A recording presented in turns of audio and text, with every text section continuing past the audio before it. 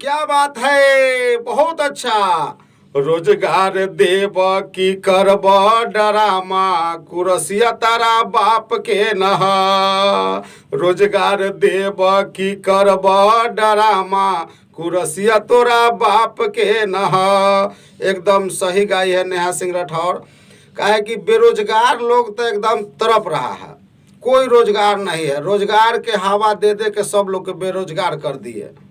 सरकार के आप लोग चुनिएगा, एकदम ध्यान से सोच समझ के वोट दीजिएगा, सोच समझ के सरकार बनाइए।